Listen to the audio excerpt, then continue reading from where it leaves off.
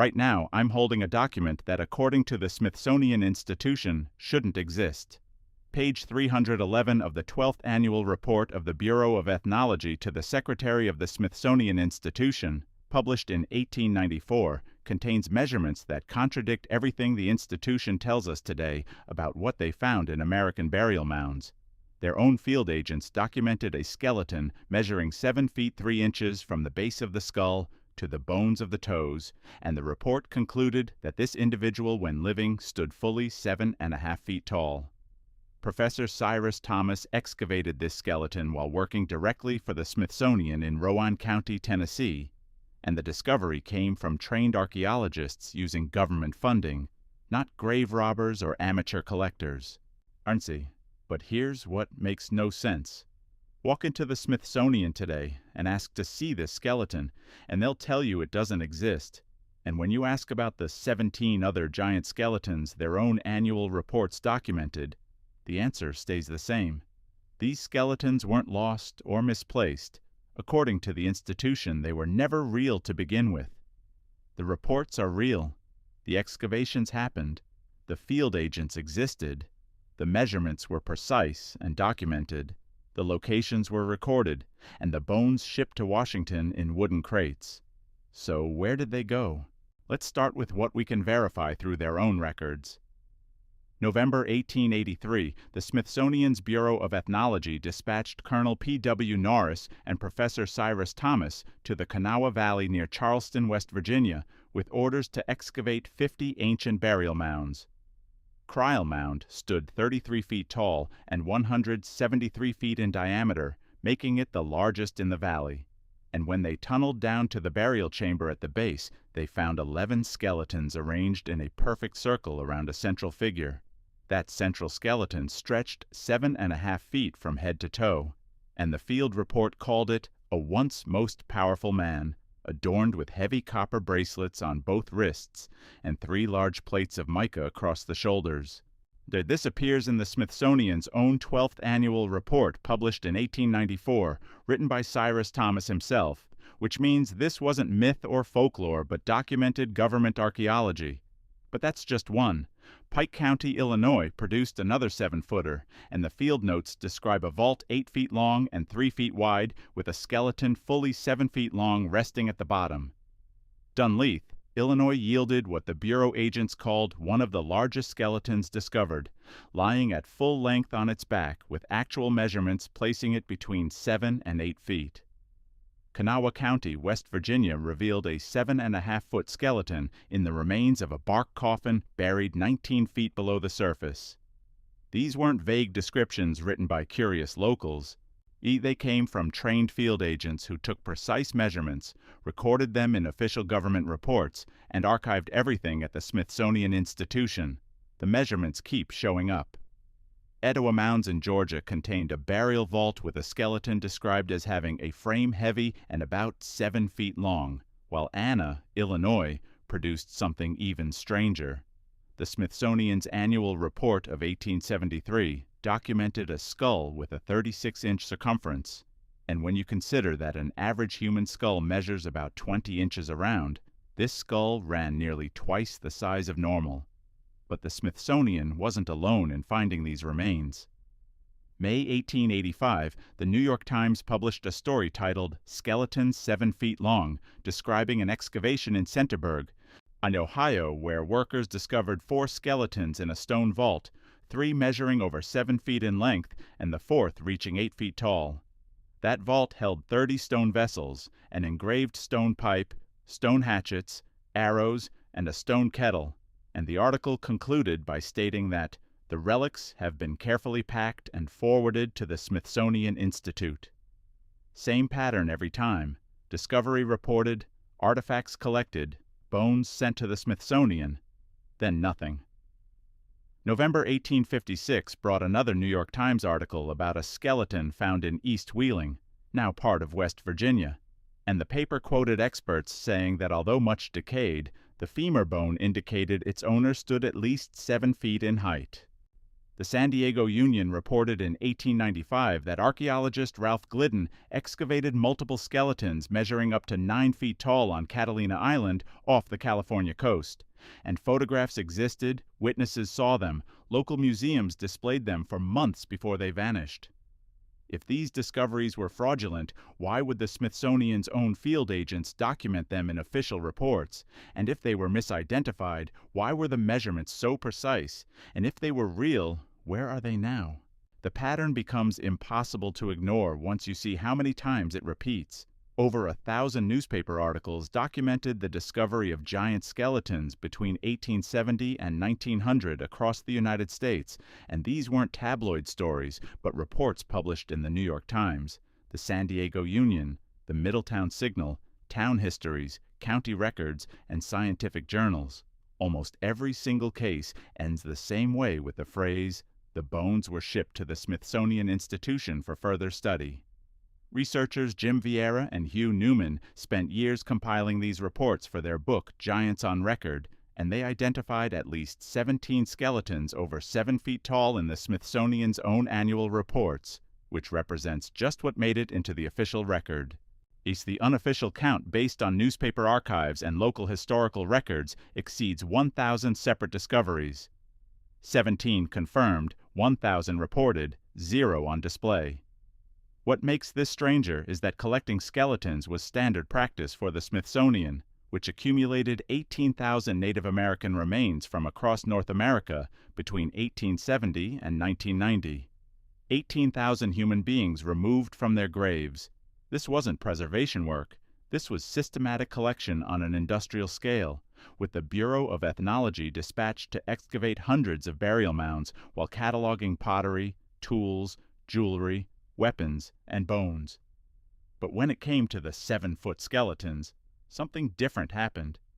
They appeared in early reports, then quietly disappeared from later editions as size descriptions got edited and references to unusual dimensions were softened or deleted entirely. Compare the 1894 edition of the 12th Annual Report with later reprints, and you'll find the measurements still there, but the emphasis changed. What once read as gigantic became large. What said 8 feet became unusually tall. The documentation survived, but somebody turned down the volume. If this evidence is making you question what you've been told about American history, subscribe to the channel because we're building the largest archive of documentation on this subject anywhere online with new videos every day.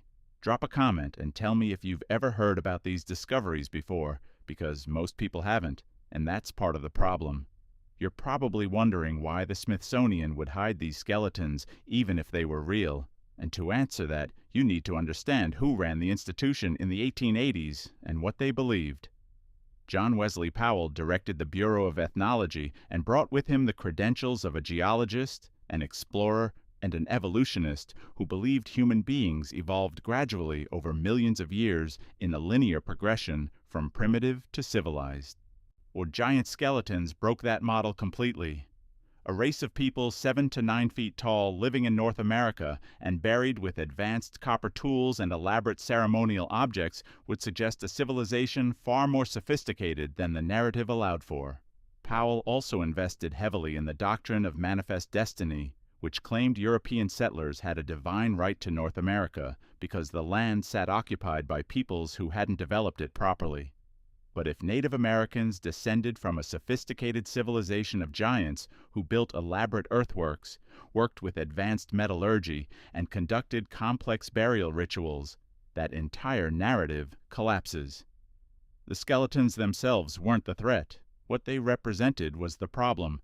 The evidence of a lost chapter of American history that contradicted the official story of who arrived first, how advanced they were, and what happened to them. 1990 brought the Native American Graves Protection and Repatriation Act, known as NAGPRA, which required museums and federal agencies to return Native American remains and cultural objects to their tribes of origin. On the surface, this looked like a human rights law designed to correct over a century of grave robbing and desecration of Native burial sites. But it had another effect. Any remaining giant skeletons that hadn't already disappeared were now legally required to be removed from public display and reburied according to tribal traditions. which means even if a skeleton still sat somewhere in the Smithsonian's vaults, it's gone now, repatriated, reburied, inaccessible. No photographs, no measurements, no DNA analysis, no carbon dating. The door closed. Let me put this to you directly. You're building a museum in the 1800s. Your job is telling the story of America's past, and you've got 18,000 skeletons to choose from for your displays. Which one goes in the glass case? The 5'6" farmer from Ohio, or the 7.5-foot warrior from West Virginia, buried with copper armor and mica plates? The answer seems obvious. The giant would pack the hall, generate questions, force everyone to rethink what they thought they knew about who lived here and what they built. But that's exactly why they stayed in storage. Those questions would have been inconvenient. Think about what the evidence tells us. The Smithsonian excavated hundreds of burial mounds between 1880 and 1900, documented 17 skeletons over 7 feet tall in their own reports, and collected 18,000 Native American remains. Newspaper archives from coast to coast reported over 1,000 similar discoveries, and most of those articles ended with the phrase, "The bones were sent to the Smithsonian." Today, if you walk into that building and ask to see even one of these skeletons, they'll tell you none of them exist. Not lost, not damaged, not in storage. According to the institution, they were never real. Here's what I think happened. The late 1800s found the Smithsonian still collecting everything it could find, with no unified story yet to guide what mattered and what didn't. So field agents reported what they saw, including 7-foot skeletons, 8-foot skeletons, massive jawbones, elongated skulls, double rows of teeth. As the institution grew, somebody made a decision. Not all at once. Not in a single meeting, but gradually over decades, that these discoveries didn't fit the narrative America needed to tell about itself. The skeletons got set aside, not destroyed, but simply not displayed, not studied, not acknowledged. NAGPRA's passage in 1990 gave them perfect cover. Any remaining evidence could be legally removed and reburied with no questions asked. The law protected Native American remains, but it also protected the institution. Because now, even if you wanted to see the evidence, you couldn't. It's gone. And asking for it makes you sound like a conspiracy theorist. Picture yourself walking through the Smithsonian's National Museum of Natural History. You pass the dinosaur fossils, walk by the Hope Diamond, turn into the Hall of Human Origins. There, in a climate-controlled glass case, stands a complete skeleton, 7.5 feet tall, with a massive jaw, broad shoulders, copper bracelets still intact on both wrists. The placard reads, "Excavated from Criel Mound, West Virginia, 1883, Smithsonian Bureau of Ethnology." What would that change about our understanding of who lived here before us, what they were capable of, what happened to them? Right now, that skeleton doesn't exist according to the institution that excavated it, documented it, and shipped it to Washington over a century ago.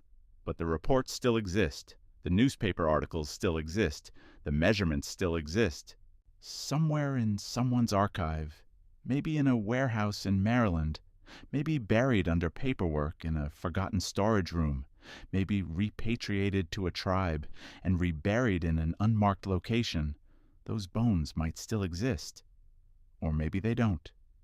Maybe they were destroyed decades ago. Never preserved properly in the first place. Maybe the whole thing is exactly what the Smithsonian says it is. A series of measurement errors and exaggerations that got repeated until they became legend. But if that's true, then why does the pattern repeat across 100 years of documentation? Why does it show up in official government reports written by trained archaeologists?